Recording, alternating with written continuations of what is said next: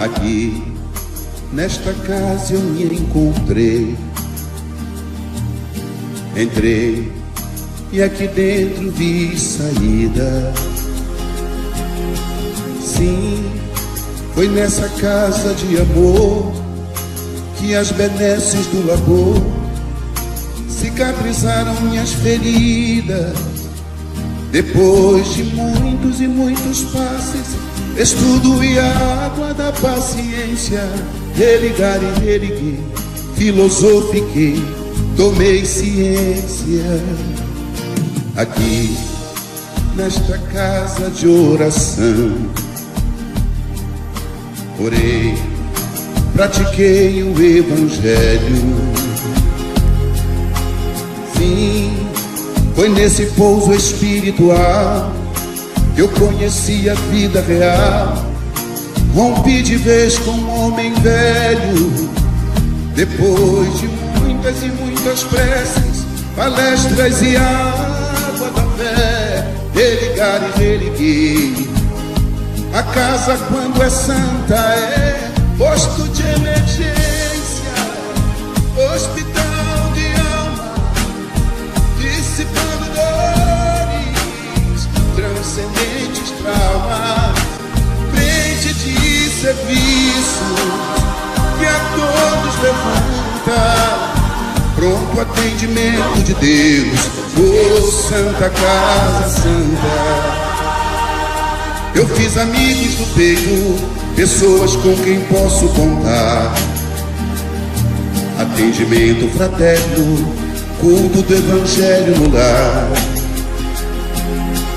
Sim, nessa oficina de Jesus, chorei cantando quanta luz, com as vibrações desse lugar.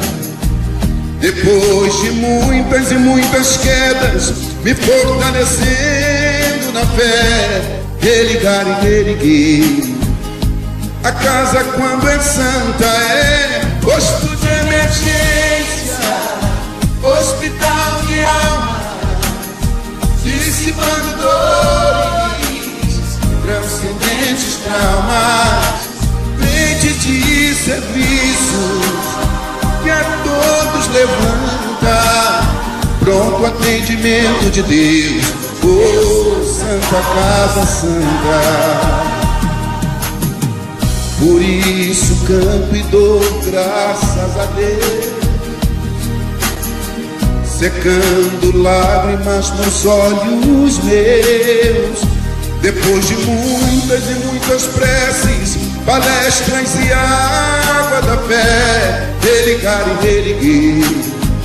Toda casa, quando é santa, é posto de emergência, hospital de alma, dissipando dores, transcendentes traumas, frente de serviços que a todos levanta, pronto atendimento de Deus, oh Santa Casa Santa. Posto de emergência, hospital de alma, dissipando dores, transcendentes traumas, frente de serviço que a todos levanta, pronto atendimento de Deus, Santa Casa Santa. Frente de serviços que a todos levanta, pronto atendimento de Deus, Santa Casa Santa.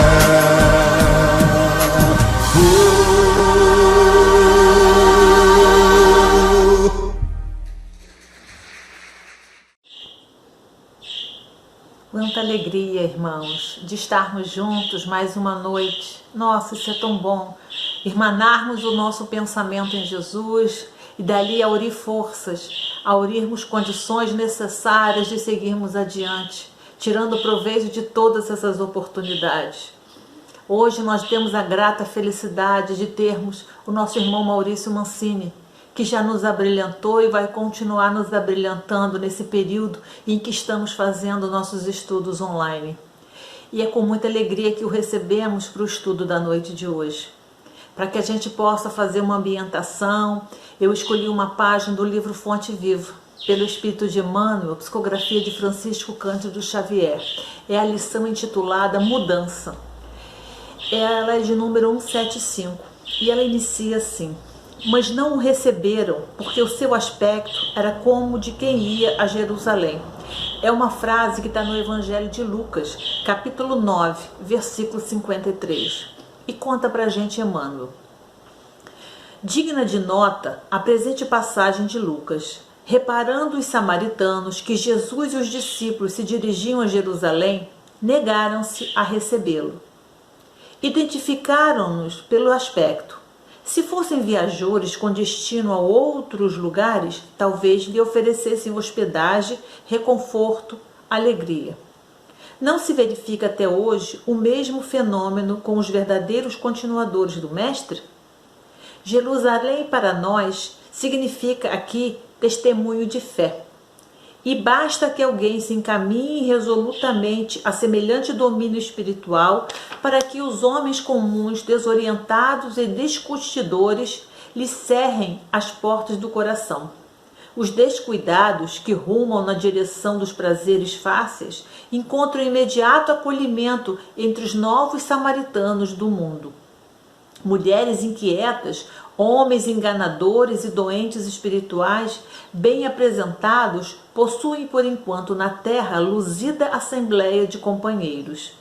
Todavia, quando o aprendiz de Jesus acorda na estrada humana, verificando que é indispensável fornecer testemunho da sua confiança em Deus, com a negação de velhos caprichos, na maior parte das vezes é constrangido a seguir sem ninguém. É que habitualmente em tais ocasiões o homem se revela modificado. Não dá a impressão comum da criatura disposta a satisfazer-se. É alguém resolvido a renunciar aos próprios defeitos e anulá-los a golpe de imensos esforços para esposar a cruz redentora que o identificará com o Mestre Divino. Por essa razão mesmo, portas adentro do lar quase sempre não será plenamente reconhecido, porque seu aspecto sofreu metamorfose profunda. Ele mostra o sinal de quem tomou o rumo de definitiva renovação interior para Deus, disposto a consagrar-se ao eterno bem e a soerguer seu coração num grande caminho. Vamos então, nesse momento, elevar o nosso pensamento a Jesus. Senhor Jesus, bom e amado Mestre, como estamos felizes aqui reunidos em Teu nome, Senhor, nos unindo em pensamento, solicitando, Senhor, que Tu possas envolver a cada um de nós, dando-nos força, dando-nos condições de refletirmos, de pensarmos, Senhor, de nos tornarmos melhores com todas essas oportunidades que nos têm chegado. Que a Tua luz, Senhor, continue conosco a nos envolver e nos fortalecer hoje e sempre. Que assim seja, Mestre querido. Graças, muitas graças por essa oportunidade. Vamos então ao nosso estudo. Queridos irmãos e irmãs do Movimento Espírita Capixaba, que mais uma vez nós nos sintamos unidos com Jesus nesse nosso momento de trabalho. Nesses dias em que nós estamos deixando aquele período tenebroso da pandemia, entrando num outro momento, também muito difícil, de reconstrução, de criação de um novo normal. A doutrina espírita vem, mais que urgentemente, trazer para nós reflexões, nos fazer pensar. E Allan Kardec, já prevendo isso, já imaginando que as transformações que ocorreriam na nossa sociedade, no nosso planeta, em tempos futuros ao dele, acabariam nos levando a buscas, a reflexões, algumas vezes dolorosas, de que esse mundo não deu voltas, ou como dizem por aí, o nosso mundo não está dando voltas, o nosso mundo está capotando. Tamanha revolução, tamanhas mudanças estão acontecendo nesses dias que nós vivemos recentemente. E aí o capítulo 2 do Evangelho segundo o Espiritismo traz para nós algumas ideias muito oportunas para a nossa reflexão de hoje. Porque lá Kardec trabalha a questão de Jesus dizer às criaturas: o seu reino não é deste mundo. E aí muitas pessoas podem imaginar assim: então Jesus quer que todos nós vivamos no mundo espiritual, quer que nós deixemos a terra, deixar esse mundo para lá. Tanta gente critica o mundo, tanta gente diz que o mundo não presta, que o mundo não vale nada. Mas na verdade, cada um de nós, meus irmãos, que reencarnamos aqui no planeta Terra, temos um compromisso, temos o dever de mudar a nós mesmos, mas também de mudar o mundo em que nós vivemos. Mas a maneira como nós olhamos, a maneira como nós observamos o mundo em que nós vivemos e a maneira como nós observamos a nossa própria realidade individual faz com que muitas vezes nós deixemos de lado, nós deixemos passar a oportunidade preciosa de contribuir para o crescimento. Lá no Evangelho segundo o Espiritismo, Kardec coloca um assunto muito importante nesse capítulo 2, que vale a pena a nossa reflexão agora, neste momento em que nós estamos deixando a pandemia de coronavírus e buscando a construção de uma nova realidade. Olhar a realidade que aí está de uma forma diferente. E cada um de nós, cada colaborador, cada espírita principalmente, que tem consciência da realidade espiritual, precisa mudar a maneira de observar o mundo, precisa mudar a maneira de se olhar e olhar a realidade atual. Muitas pessoas, e lá no item o ponto de vista, Allan Kardec vai tratar disso primorosamente para nós. Muitas pessoas acham que a vida material é a única coisa que existe. A visão materialista do mundo, a visão materialista da chamada realidade, a visão materialista da nossa existência causa imensa ansiedade às criaturas. Porque para o materialista só existe o momento atual. Para o materialista, a realidade é o presente. O passado não interessa mais, porque ele não tem nada a ver, não muda mais, não tem relação nenhuma com esse passado, nem as consequências das ações do passado são responsabilidade dele. E o futuro é incerto, não existe, não acredita num futuro depois da vida material. Então, o materialista, ao olhar o mundo em que nós estamos vivendo agora, vai se tornar mais egoísta. Vai pensar primeiro em si e muito menos nas necessidades da coletividade humana que atravessa um momento de grande privação, de grande dificuldade de manutenção da vida material. E isso acaba causando mais conflitos, mais transtornos na sociedade. Existe também, como diz o codificador, a visão das religiões tradicionais. A visão de que a realidade material ela existe, ela é palpável, eles conseguem se sentir.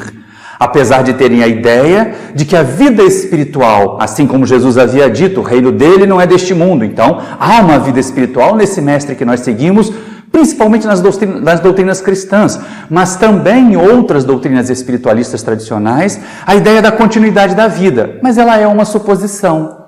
Mas ela é um desejo de vir a ser. E muitas vezes pautamos as nossas ações, pautamos nesses credos tradicionais a nossa maneira de agir na Terra com vistas a essa realidade, a conquistar o paraíso, a conquistar uma nuvenzinha no céu, para nos sentirmos de regalos lá na vida espiritual, que não temos certeza se existe. E existe a visão espírita. Para nós, a realidade material é fato. Nós estamos encarnados em um corpo físico. Para nós, a realidade espiritual também é fato. Porque nós temos a oportunidade de interagir com esse mundo espiritual. Nós raciocinamos, nós avaliamos. E essas duas realidades se intercambiam. Nós, em algum momento, estamos no mundo material aprendendo transitoriamente. E também passamos ao mundo espiritual, nos preparando para novas jornadas, fazendo novos aprendizados, até que, como dizem os Espíritos Allan Kardec na questão 170 de O Livro dos Espíritos, não tenhamos mais necessidade de reencarnar em mundos materiais. Aí, nessa condição, chegaremos ao estado de espíritos puros, de espíritos bem-aventurados, o que necessariamente implicaria em espíritos felizes. Mas não essa felicidade estagnada, não essa felicidade contemplativa dos anjinhos tocando harpa para Deus permanentemente por toda a eternidade, que seria uma chatice. Mas a felicidade daqueles que, compreendendo as leis divinas, passam a ser agentes delas, passam a ser instrumentos de Deus, para que a criação se torne melhor, para que a criação se torne maior. E é exatamente na visão espírita que nós vamos nos focar agora. É exatamente nesta visão espírita da realidade que nós temos que ter o cuidado de não beirarmos aquela conceituação da religião tradicional, de que como a vida principal é a vida espiritual, eu posso me tornar um asceta, eu posso abandonar completamente a vida material, porque eu vou estar esperando o momento de vida com Deus, me juntar ao seio do Criador. Peraí, gente, essa ideia salvacionista tem retardado o progresso do mundo já há milênios. Enquanto as pessoas ficarem esperando, aguardando, simplesmente porque elas creem, simplesmente porque elas estão ali vinculadas a uma religião, a uma proposta religiosa, elas não vão progredir. E aí entra Kardec nos itens 5 e 6 do capítulo 2 do Evangelho segundo o Espiritismo, a fazer reflexões para nós. A nos fazer perceber o seguinte: a doutrina espírita, com essas conceituações que ela traz para nós, com essa maneira nova, com esse novo ponto de vista. E essa é a grande questão. Há alguns meses, nós atravessamos os momentos mais agudos desta pandemia, que ainda não nos deixou. E aí ficávamos na incerteza, alguns trancados dentro de casa, preocupados, refletindo, se reavaliando. O que foi bom, o que foi útil para muitas pessoas que encontraram um novo caminho para a sua jornada terrena, que mudaram alguns dos seus valores, que refletiram sobre algumas coisas que são mais importantes do que apenas ter, do que apenas vivenciar experiências na matéria. Kardec começa a reflexão exatamente do ponto de vista do materialista. Para ele, todos os eventos do presente têm um impacto enorme na sua existência. Para o materialista, só existe agora. Só o ter é que importa. E quanto mais tem, mais goza. Quanto mais goza, mais feliz se sente. Mas é a felicidade da matéria. É a felicidade transitória. É a felicidade que não permanece e que vai estar sempre sombreada pela incerteza. O que vai acontecer quando esta vida material acabar? O que vai acontecer quando eu não puder mais viver neste corpo? Quando este corpo não funcionar mais e não me der mais os meios de obter prazer, de obter os regalos que a vida material oferece. E aí, lógico, ela é carregada também de um intenso sofrimento, de uma intensa ansiedade, principalmente ao se aproximar do seu termo material. Porque quando nós somos jovens e jovens materialistas, nós nem nos preocupamos de que pode acontecer uma desencarnação, de que pode vir a morte do corpo físico. Nós estamos ocupados em garantir o melhor e o maior conforto no presente momento. Mas aí vem a visão espírita.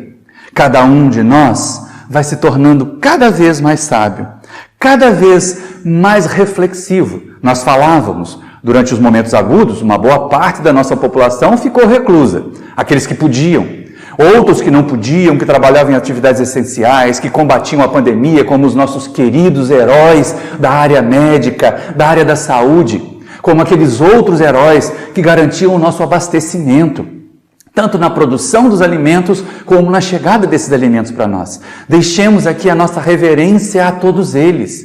São criaturas importantíssimas na sociedade, o que foi ótimo, porque deixamos de seguir aquelas criaturas que apenas representavam um papel e passamos a observar os verdadeiros heróis da sociedade, as verdadeiras contribuições significativas para o bem-estar coletivo, o que já é um grande passo para a fraternidade, o que já é um grande passo para olhar o outro com outra ótica, e não como um competidor, não como um rival, mas como alguém de quem nós necessitamos para poder ter uma vida pacificada, para poder ter uma vida harmoniosa aqui na Terra.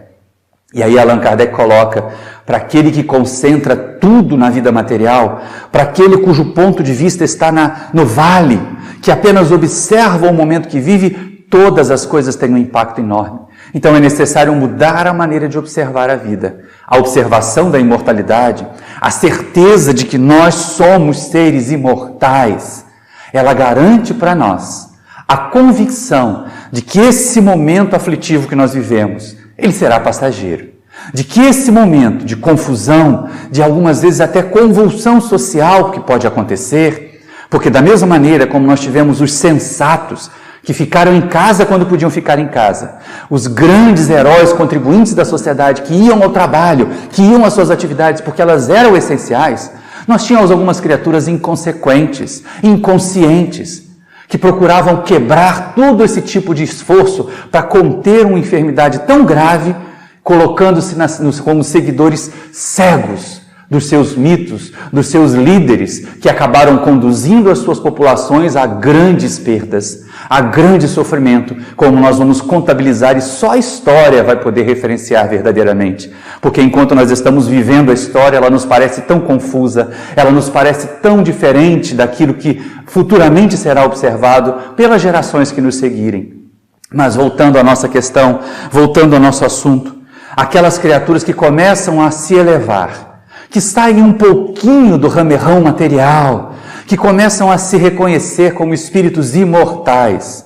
Algumas vezes, essas criaturas, elas conseguem o conforto, a consolação de perceber o seguinte: é apenas mais um momento. Imaginemos nós espíritas, né? Nós sabemos que já tivemos outras existências.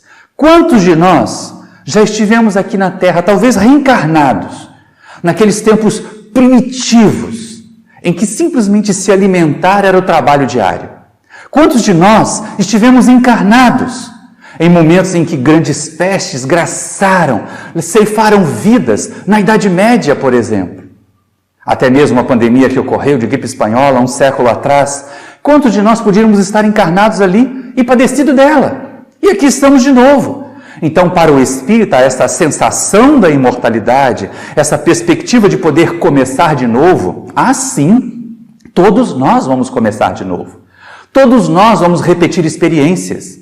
Aqui na Terra, quando ela se tornar um mundo mais de regeneração, nós estaremos em condições mais brandas.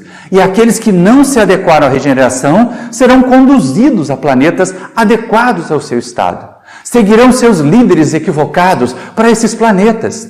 Ontem, numa reflexão com um companheiro espírita a respeito desse momento confuso, nós colocamos a seguinte questão: muitas das criaturas que hoje, mesmo sendo espíritas, se colocaram em condições equivocadas, se colocaram contrárias ao progresso, se colocaram contra as convicções da ciência, elas irão habitar um outro planeta de provas e expiações, bem lá no seu comecinho.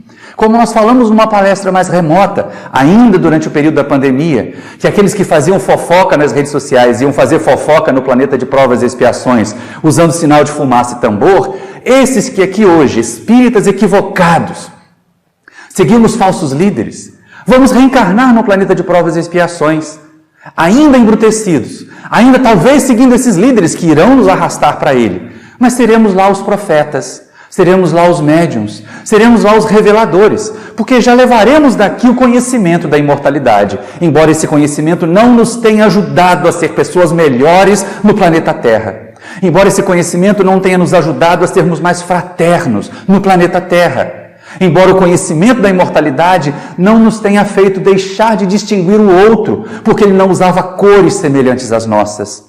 E aí cada um de nós vai continuar. Vamos ter sim novas experiências, os que permanecerem na Terra, os que forem levados para outro mundo, porque Deus não nos extinguirá a ninguém.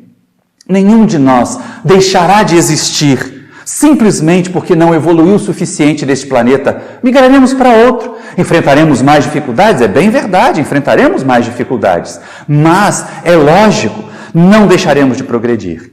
E aí essa visão da imortalidade pode algumas vezes fazer a criatura dizer assim: então já que eu vou ter outra oportunidade mesmo, deixa eu aproveitar essa, nessa não tem jeito, nessa eu não consigo me livrar de determinado vício, nessa eu não consigo mudar determinado comportamento. Mas uai, gente, nós reencarnamos exatamente para vencer vícios, para mudar comportamentos equivocados que não nos trouxeram felicidade até aqui. E a visão espírita da imortalidade não é uma visão estagnante. Não é uma visão de sentar, esperar, sofrer, se fazer de vítima. Eu estou pagando pelos meus débitos do passado. Deus não é agiota. Ele não nos empresta uma encarnação para depois cobrar juros pesados do sofrimento. Ao contrário, cada encarnação é uma matrícula numa escola bendita. E se nós não aproveitarmos essa escola, teremos que mudar para uma escola mais precária no começo, que caberá a cada um de nós, lá nesta nova escola, realizar as reformas, realizar as transformações que transformem aquela nova escola num mundo melhor. Mas isso é assunto para outra palestra. Hoje nós temos o assunto, o ponto de vista, que aparece lá no 2º capítulo do Evangelho. E por que logo no começo? porque era necessário que nós espíritas passássemos logo à prática, à aplicação dos conceitos que a doutrina trazia para nós. Tudo aquilo que foi aprendido no Livro dos Espíritos, tudo aquilo que foi observado em o Livro dos Médiuns. Sim, o Livro dos Espíritos nos traz a parte filosófica, o Livro dos Médiuns nos traz a constatação, a observação, ciência de observação é a doutrina espírita. E será no Evangelho segundo o Espiritismo que Allan Kardec vai enfeixar esses dois pilares no terceiro pilar das aplicações morais, das aplicações éticas, dos ensinos de Jesus. E quando Jesus diz, o meu reino não é deste mundo, quando a doutrina espírita nos convida a olhar este mundo sob uma nova ótica, não nos sugere abandoná-lo, não nos sugere sequer nos abandonarmos. Deixarmos de trabalhar, deixarmos de existir, nada disso. Não é isso que o codificador tenta trabalhar como para nós, mas dar o verdadeiro valor às questões terrenas. Para nós espíritas, como nós dizíamos no começo, na visão espírita, a vida material é uma realidade, a vida espiritual é outra realidade. E nós passamos e vivemos essas duas facetas da realidade da vida espiritual por um processo de progresso no nosso crescimento espiritual. Então, logicamente, nenhum de nós veio aqui a passeio, nenhum de nós veio aqui a descansar. Deixamos de lado aquele comportamento vicioso que arrastamos por milênios e milênios de cristianismo já. 2000 anos pelo menos, em que as criaturas ficam a esperar a salvação, em vez de serem as salvadoras delas mesmas. Em vez de serem os agentes da transformação que elas precisam viver. Sim, é exatamente isso que o codificador fala. Usa até um símbolo interessante, porque aquele que se eleva ao cume de um monte percebe nitidamente os caminhos que percorreu, percebe nitidamente as peripécias que venceu, as dificuldades que superou, e porque reconhece que superou, se sente também capaz de superar outras. Nós estamos vivendo coletivamente este momento de desafio. Quantas criaturas à nossa volta, quantas criaturas do nosso conhecimento foram abaladas profundamente do ponto de vista material, do ponto de vista das perdas afetivas, do ponto de vista da desencarnação de entes queridos durante esse período de crise da pandemia de coronavírus. E o que temos feito para diminuir-lhes o sofrimento? Se nós não fomos tão macerados assim, se nós sentimos ainda um pouquinho de fortaleza moral, de equilíbrio, de conhecimento que a doutrina espírita nos dá, passemos à condição de agentes.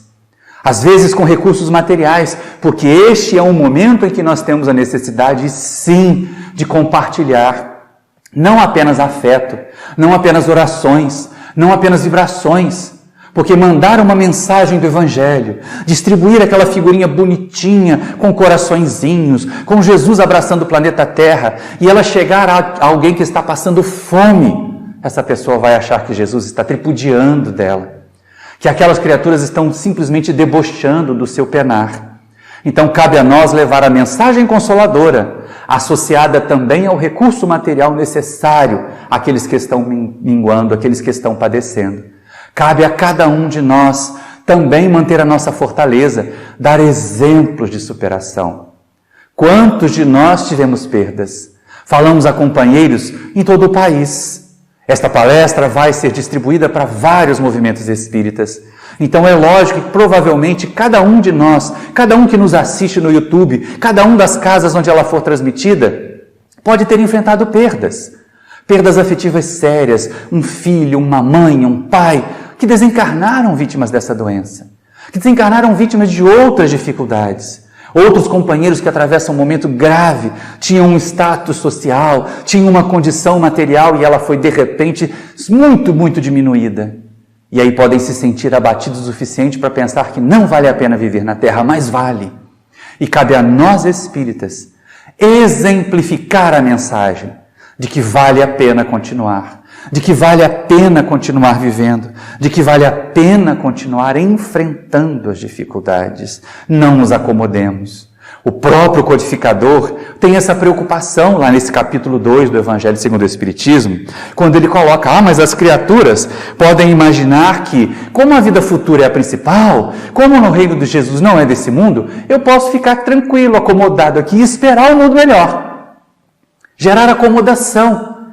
E aí os Espíritos ensinaram a Allan Kardec que não é bem assim, que é intrínseco em cada um de nós o desejo pelo bem-estar. Quantas questões do Livro dos Espíritos tratam desse assunto, principalmente lá na quarta parte, quando Kardec trata das penas e gozos terrenos, das penas e gozos futuros. Os Espíritos nos orientam. As criaturas, aquelas que se conscientizam mesmo da doutrina espírita, elas jamais se acomodarão na vida na Terra. Porque elas entendem que a vida futura que nós esperamos todos seja melhor, está sendo construída agora. Está sendo realizada, preparada neste momento, com as nossas ações deste momento. Então cabe a nós jamais paralisar. Essa ideia de que, então a vida material não tem importância, eu posso deixar de me cuidar, não é verdade. O corpo físico é um instrumento precioso de progresso, ele precisa ser cuidado e bem cuidado. Nenhum de nós vai fazer voto de miséria. Nem mesmo nos dias de hoje é desejável que façamos voto de pobreza. Ao contrário, é necessário que todos nós nos unamos para que ninguém tenha que viver na pobreza. Vamos pensar de novo aquela questão 930 do Livro dos Espíritos. Como aquela questão aponta para nós as nossas ações deste momento que nós vivemos. Deste momento que provavelmente é de grande crise econômica, de dificuldade material para muitas pessoas no planeta inteiro. Numa sociedade organizada segundo as leis do Cristo, dizem os Espíritos, Allan Kardec, na questão 930. Ninguém deve morrer de fome. Então, se existem criaturas morrendo de fome, se existiam criaturas morrendo no passado, antes mesmo da pandemia, morrendo de fome, é porque nós não estávamos ainda organizados segundo as leis que Jesus veio ensinar. E aí cabe a nós agora essa conscientização, fazer mais, fazer melhor, agir de outras maneiras, para garantir que ninguém tenha que morrer de fome, que ninguém tenha que deixar de animar-se em viver, de deixar de aprender com esta vida material que nos foi concedida. Não é isso que os Espíritos nos ensinam na codificação. Cada um de nós tem o dever de buscar o melhor, o bem-estar para si e para a sua coletividade. O que não devemos é levar isso ao extremo de buscar só para nós, ao egoísmo. Não, é buscar o melhor, mas com sentido de fraternidade e não com sentido de egoísmo. Quando nós vemos algumas pessoas dizendo assim, eu não preciso de nada para viver, basta viver de preces, basta viver de doações. Ora, mas se você está pedindo doações para viver, você está vivendo do trabalho de alguém. Então cabe a cada um de nós realizar a nossa cota de trabalho. E se ela não for o suficiente, recorramos então à ideia de que numa sociedade organizada segundo as leis do Cristo, ninguém deve morrer de fome. Haverá necessidade da sociedade prover o necessário para aquele que não consegue bastar-se a si mesmo. E a de todos nós contribuirmos para que ninguém deixe de realizar a parte que pode, porque muitos podemos e não fazemos. Ficamos nos vitimizando, e a doutrina espírita não é de vitimização. A doutrina espírita não é uma doutrina que propõe nós nos sentirmos castigados por Deus. Eu estou assim porque Deus quer. Eu estou assim porque faz parte do meu karma. Tem gente que usa até termo do sânscrito. Karma não tem nada a ver com o nosso idioma, não tem nada a ver com a codificação em si. Karma em sânscrito é movimento, é ação. E não apenas castigo divino, como algumas pessoas utilizam essa palavra hoje, no nosso movimento. Mas falando a respeito do voto de pobreza, cabe-nos ressaltar, e eu vou citar mais uma vez a obra, é o livro Irmão Sol, Irmã Lua. Quando Francisco de Assis, no início da sua jornada, coloca os irmãos todos a mendigar. Ele queria ser pobre, queria ser um mendigo como Jesus, aquele discurso lá na praça em Assis, diante do bispo Guido, é muito interessante, porque ali tem uma visão ainda infantil, ainda muito inocente do poverello, de que seguir Jesus era livrar-se de todas as coisas materiais. Só que num determinado momento ele vê os companheiros pedindo para comer, para ter o seu sustento. E aí, claro, ele entrega um pão. E ele abraça-se àquele pão e pensa, mas quem trabalhou para esse pão existir? Quem cultivou o trigo para esse pão existir? Quem amassou a massa para esse pão existir? Quem assou o pão no forno para esse pão existir? E aí ele percebe que todas as vezes que nós nos colocamos voluntariamente como pedintes do mundo, nós nos tornamos também sanguessugas desse mundo, aproveitando-nos do trabalho dos outros, quando ainda temos energia, ainda temos força. Lembremos, lá no filme como referenciamos, na história como ela é contada para nós, os seguidores de Francisco do primeiro momento eram todos jovens. Todos tinham muita força de trabalho. E aí a cena seguinte a essa do pão é exatamente Francisco e todos os trabalhadores, todos os seus irmãos, cultivando um campo de trigos, ajudando na colheita do trigo para poder ter o direito de comer, para poder fazer valer o alimento que estavam recebendo. O filme é maravilhoso, a história de Francisco de Assis é maravilhosa, inclusive a capacidade de corrigir os próprios equívocos, porque ao reconhecer que estamos errados num ponto de vista, devemos mudá-lo. É essa a proposta da doutrina para nós. É esta a convicção que a doutrina vem nos trazer. E aí, relativizando a importância das questões materiais, nós não vamos abandonar a vida material. O progresso não deixará de existir. Kardec ainda diz assim, não há ninguém que vendo um espinho sob a sua mão, não atire para não se picar. Porque nós não queremos o sofrimento, nós não gostamos, e é bom que não gostemos. Os masoquistas, os que dizem que gostam de sofrer, os que dizem que reencarnaram para sofrer, estão equivocados, não compreenderam a codificação, não compreenderam a doutrina espírita e não compreendem a mensagem de Jesus. Por isso, cada um de nós deve ser um construtor, mas ela é relativa. A importância das coisas materiais, ela é relativa. E aí, lógico, nós vamos querer estar o melhor possível, mas possível, e não observar e ansiar aquilo que os outros já conseguiram, seja de forma lícita ou ilícita. Nós temos um vídeo no canal do Centro Espírita Paulo de Tarso, em que nós falamos exatamente sobre isso, ter ou não ter, eis a questão. Porque muitas criaturas ficam imaginando que elas deveriam ter, elas deveriam receber da sociedade, ou então que os bens materiais são nocivos, são eles que vão nos impedir de chegar à felicidade, e nenhuma coisa nem outra está certa. Mas cabe a visita lá ao canal do Centro Espírita Paulo de Tarso, para que nós possamos ver a série de vídeos curtinhos que foram colocadas lá, principalmente durante aquele momento mais agudo da pandemia, em que nós estávamos em trabalho remoto, em que nós estávamos fazendo as nossas atividades doutrinárias a partir dos nossos lares, ou em situações de casa espírita fechada, como nós estamos gravando a palestra de hoje. E é interessante, porque a doutrina espírita vai sempre nos orientando. Se as questões materiais são menos relevantes, se as questões materiais são menos importantes, para que brigar? Para que discutir posições? Para que discutir convicções políticas? Não é melhor nós fazermos ouvidos moucos, fingir que não ouvimos uma atrocidade que foi nos dita, que foi deixada nas nossas redes sociais? Vamos lá e apaga. Se a criatura se torna inconveniente demais, a gente deixa ela de lado. Põe na geladeira, né? Ou usa aquele botãozinho do bloquear. Pronto, resolveu a presença obsessiva. Ah, sim, é verdade. Porque essas criaturas que se aproximam para insuflar pensamentos negativos, para insuflar pessimismo, para nos agitar interiormente, elas são obsessores encarnados. E da mesma maneira como nos é sugerido na terapêutica da desobsessão, quando um espírito desencarnado está a nos sugerir permanentemente pensamentos ruins, pensamentos equivocados, até pensamentos de suicídio, que nós fechemos a nossa mente para esse espírito, que nós bloqueemos o pensamento desse espírito e não deixemos que ele chegue até nós, nas redes sociais a mesma coisa. Na nossa convivência a mesma coisa. Sejamos seletivos.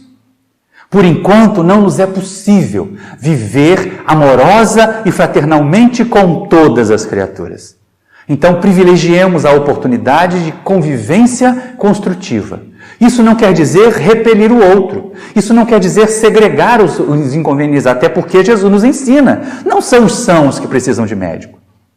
Se nós apenas formos amorosos e fraternos com os companheiros que pensam como nós, aqueles que não pensam como nós continuarão nos detestando. É necessário, então, agir para com eles, de forma diferente da que eles agem para conosco. Mas nós não precisamos compartilhar todas as ações da nossa vida com essas criaturas, principalmente se notarmos nelas a má vontade que Jesus notou nos fariseus, nos escribas do seu tempo, que eram meros discutidores, que eram criaturas que não estavam interessadas de maneira alguma em aprender o que o Mestre veio ensinar. Tanto que daquele monte de fariseus todos que testavam a paciência de Jesus, apenas 2, na presença do Mestre, se colocaram em condição de aprender. Nicodemos, que foi procurar o mestre na calada da noite, porque ele não queria comprometer a sua posição de fariseu. E aparece a figura de José de Arimateia, que também era fariseu e que empresta o local onde o corpo de Jesus foi sepultado. Aparece nos Atos dos Apóstolos um outro fariseu importantíssimo, que educou, que preparou Saulo para que ele depois fosse também rabino. E ele, ao reconhecer a mensagem de Jesus, Gamaliel a abraça. E é das raras vozes que no Sinédrio defende Jesus. É das raras vozes que, em meio a tantos opositores, a tantas criaturas que queriam desperdiçar tempo, a tantas criaturas que defendiam apenas as suas próprias bandeiras, a sua maneira de ver, Gamaliel diz que não sejamos nós encontrados a combater contra Deus. Porque se a mensagem desse homem, Jesus, vem de Deus, estaremos combatendo-a. Se não vem, ela se perderá, se extinguirá, facilmente como tantas outras já apareceram e já se extinguiram. E olha a sabedoria desse Gamaliel, né?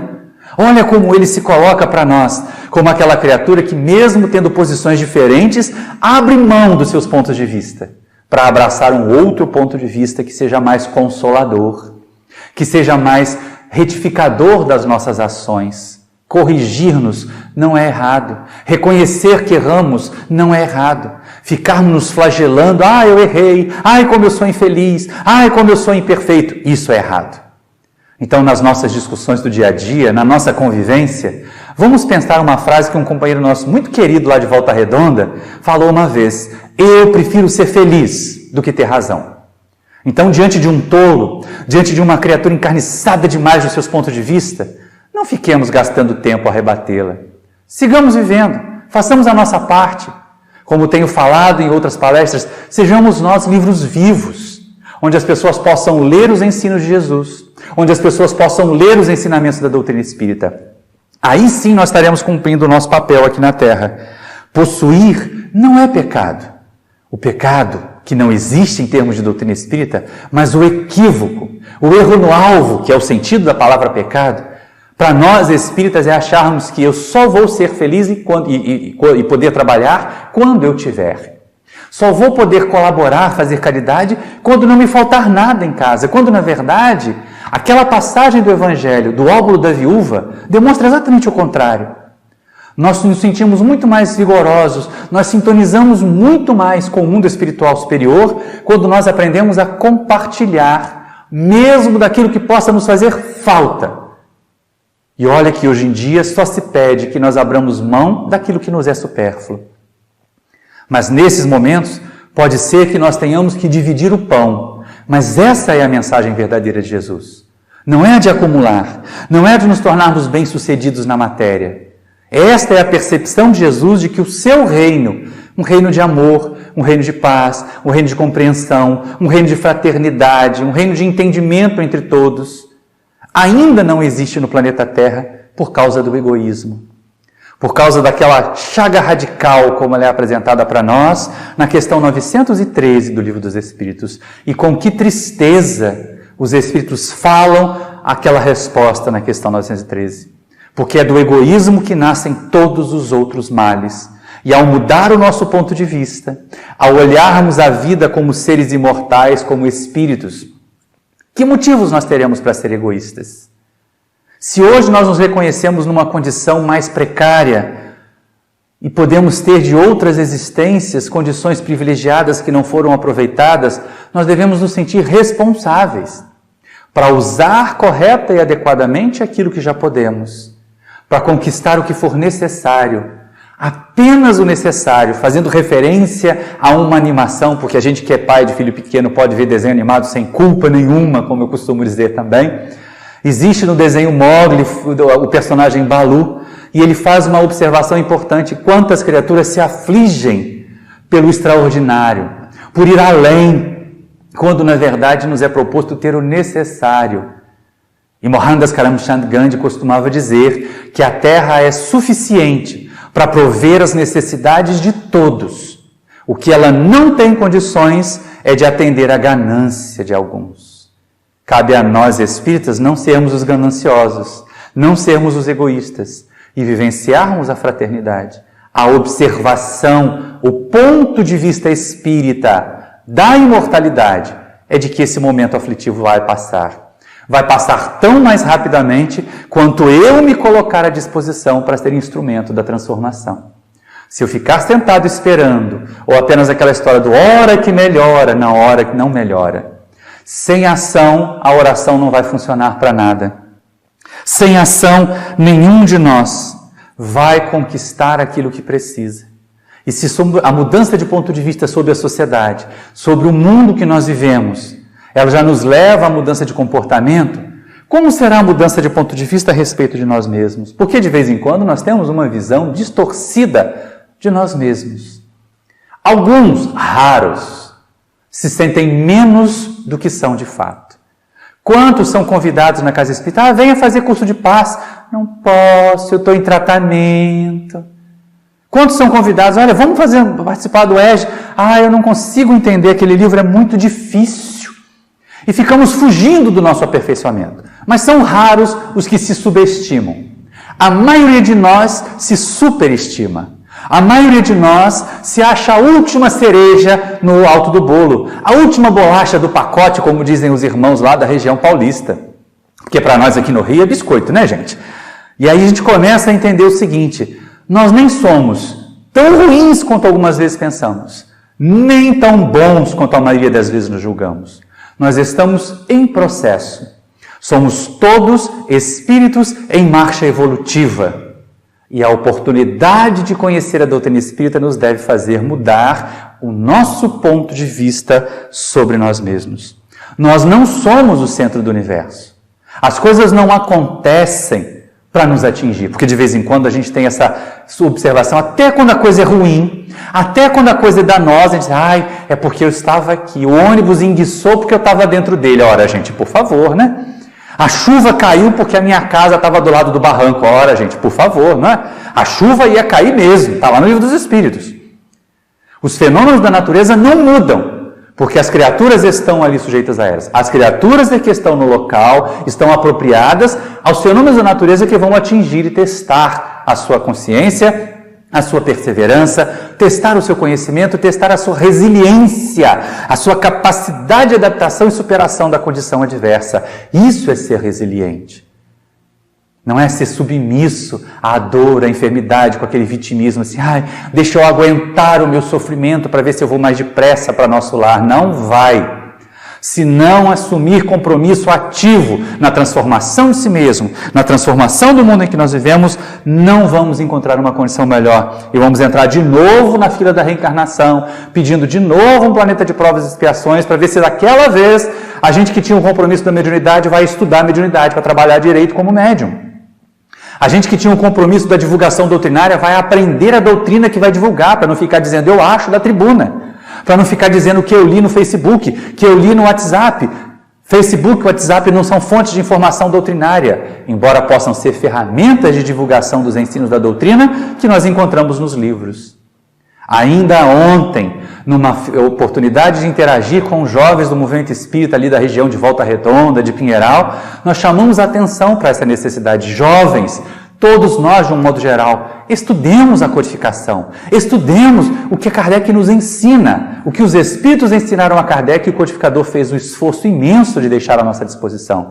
Espírita que não conhece o Livro dos Espíritos, médium que não conhece o Livro dos Médiuns, trabalhador do serviço assistencial que não conhece o Evangelho segundo o Espiritismo, não terão qualidade no seu trabalho, não realizarão a contento aquilo que se propuseram fazer. E nós somos chamados a fazer mais e a fazer melhor. E aí é uma questão importante, porque se nós estamos em processo, meus amigos, é possível que nós venhamos a fracassar ainda. É possível que as nossas imperfeições ainda nos façam cometer erros, até mesmo a magoar criaturas que nós dizemos amar. E aí o que fazer? Eu me recordo, porque a gente é bem antigo, mas havia um samba popular da década de 1970, que dizia assim, levanta, sacode a poeira e dá a volta por cima. Quando as criaturas enfrentarem dificuldades, quando nós tivermos uma queda, levantemos, sacudamos a poeira daquele tombo no chão, dos nossos equívocos morais, e demos a volta por cima, não no sentido de esmagar os outros, nem por cima dos outros, mas vamos dar a volta por cima das nossas imperfeições. Esse mesmo refrão do sambinha popular da década de 70 aparece num dito oriental que diz o seguinte: se caíste 7 vezes, levanta-te 8 vezes. Porque basta a gente fazer a conta e vai garantir que nós vamos estar sempre em pé. Nós vamos estar sempre nos soerguendo. Nós vamos estar sempre nos levantando. Cada espírita é edificador de um mundo melhor. Mas nenhum de nós será edificador de um mundo melhor se nós continuarmos piores. Se nós não formos edificadores de um nós melhores. Eu, Maurício, tenho que ser edificador de um Maurício melhor. Uma outra criatura tem que ser edificadora dela mesma melhor. Trabalhadores do bem somos todos nós. Convocados a servir com Jesus, nós temos sido há 2000 anos, pelo menos. Alguns de nós há mais tempo do que isso. Alguns de nós, mesmo antes de Jesus estar materialmente conosco na terra, eles já foram chamados a servir e se recusaram. E fecharam os ouvidos às sugestões de praticar o bem, às sugestões de crescer e de se harmonizar. Então, mesmo que haja quedas, meus amigos, o ponto de vista sobre nós não somos a última cereja no alto do bolo, mas também não somos a última criatura do mundo, a pulga do leão, aquela criatura que não vale nada. Nós valemos muito e valeremos mais ainda quanto mais bem nós fizermos. Então é sempre necessário, ao mudar o ponto de vista da vida na Terra, nós nos reerguermos. Quedas podem acontecer, afinal de contas, qual é a categoria desse planeta? Não é de provas e expiações? Alguém que já aprendeu, alguém que já demonstrou que sabe, precisa ser provado de novo? Não. Então, se a prova vem, ela vem avaliar as nossas qualificações para ascender. E quem não cometeu erros, quem não causou dano, precisa expiar? Não. Então, se a expiação vem, aprendamos com ela para não cometermos de novo, para não causarmos de novo o dano que trouxe a consequência funesta para nós. Isso é soerguer-se, sem vitimismo e também sem desculpismo, porque de vez em quando a gente ainda ouve espírita dizendo: ai, a carne é fraca. Não. Quando Jesus usou esta advertência para os discípulos, ela foi usada desta forma: vocês precisam fazer mais. Não se deixem levar pelas seduções da ótica materialista da vida. Foi isso que Jesus quis dizer aos discípulos. E não deu a eles uma justificativa, como a gente usa hoje, de que a carne é fraca. Nós não somos nem os melhores nem os piores, mas nós somos canteiros de obras, em que Deus está a construir um anjo. Só que nesse canteiro de obras, nós temos que ser também os engenheiros que vão fazer o projeto. Nós temos que ser os mestres de obras, que vão supervisionar a execução do projeto. Nós temos que ser os pedreiros, os serventes, que vão realizar o projeto. Ninguém vai poder evoluir no meu lugar. Ninguém consegue evoluir por nós. Ver a vida como ela é, a realidade espiritual de seres encarnados na Terra, é um estímulo ao movimento, é um estímulo à ação. Não pode ser, não deve ser um convite à paralisia. Muitas pessoas ainda usam aquele argumento: é preciso errar para aprender. Não. É preciso aprender para não errar. Algumas pessoas dizem assim: é errando que se aprende. Já pensaram que método tosco esse? Já pensaram que nós vimos utilizando esse método de errar para aprender há milênios e ainda não aprendemos o suficiente? Mas, de certa maneira, essa frase tem razão de ser. O que a gente aprende quando erra? A gente aprende que não é daquele jeito que faz. Se eu repetir daquele jeito, eu aprendi com o meu erro? Não, eu não aprendi. Então aquela frase perde sentido. Ela só tem sentido quando eu aprendo como não fazer, não repito mais aquela receita velha para chegar no bolo amargo, para chegar no alimento envenenado que eu mesmo conduzi para mim, que eu mesmo construí para mim. Não. A proposta da espiritualidade é outra, que nós sigamos por caminhos diferentes, que nós sigamos por rumos diversos desses. Não nos iludamos, meus amigos. Olhar o mundo com a ótica espírita em primeiro lugar, a da imortalidade com objetividade, com responsabilidade. Aquela em que nós somos espíritos, em que nós estamos sim sujeitos à lei divina, mas que nós somos instrumentos para que a lei divina se cumpra em nós, para que a lei divina se cumpra em nosso planeta, é o que nos deve trazer energia para realizar as tarefas que nos cabem. Caminhando já para o encerramento dessa nossa palestra, nós vamos considerar, passou esse momento complicado, o que eu aprendi com ele? Será que o tempo em que eu estive recluso em casa, eu aprendi a valorizar mais a paciência e a tolerância na convivência? Ou eu apenas virei uma bolha explosiva que qualquer coisa, pela ansiedade, por não me sentir atendido nos meus anseios, por não ter a liberdade que eu julgava que tinha, eu passei a descarregar a minha frustração, a minha ansiedade em cima dos parentes e amigos que estavam enclausurados dentro de casa comigo? Quando eu tive a necessidade de buscar o trabalho, de refazer e de observar então que nesse momento os meus ganhos são menores do que eram antes desse problema, será que eu aprendi a economizar? Será que eu aprendi a diferença entre necessário e supérfluo? Está lá no Livro dos Espíritos.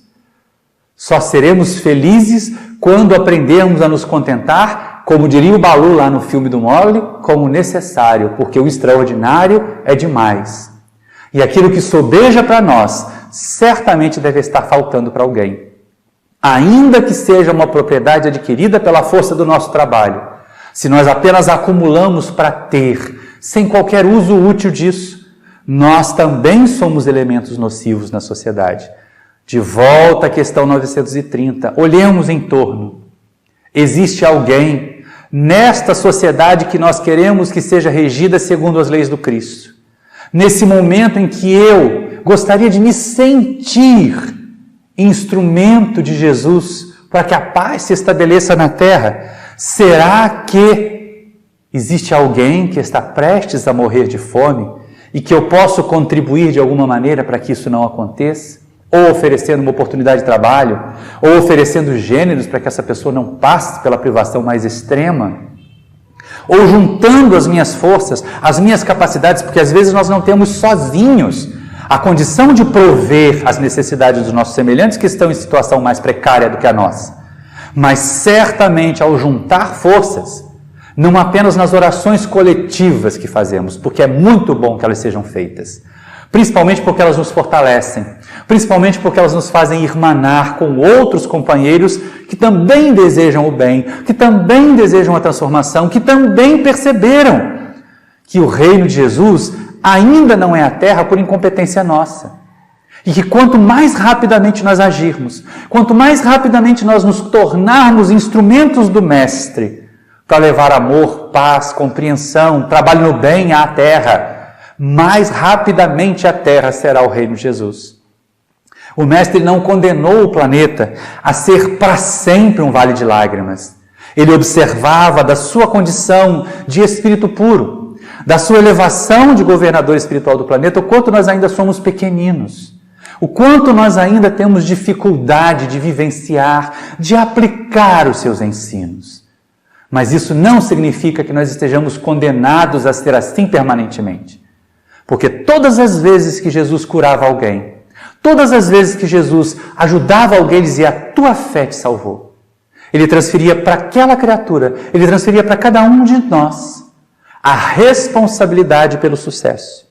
E é claro, se nós temos a responsabilidade pelo sucesso, nós não podemos transferir para outrem a responsabilidade pelo fracasso. Os nossos fracassos pessoais também são responsabilidade nossa. A nossa infelicidade momentânea nesse planeta também são responsabilidade nossa, ou por omissão, ou até por ação nociva que estamos fazendo. Sejamos mais operosos, meus irmãos. Não fiquemos imaginando que aos tropeços, que às quedas, que à acomodação, que à condição de vítimas de Deus, nenhuma dessas posições nos trará a felicidade que nós almejamos. Mas nós podemos fazer mais, nós podemos fazer melhor. Há uma canção do nosso companheiro Nando Reis, em que ele começa a dizer assim: a paz do mundo começa em mim. E aí o que nós temos feito para que a paz do mundo esteja aí presente? Nosso mundo está em conflito. No momento em que nós estivermos assistindo essa palestra no YouTube ou em alguma casa espírita em que ela for veiculada, o nosso mundo não terá paz. Nós ainda temos momentos de profundas tristezas, de perdas profundas, não apenas no sentido material.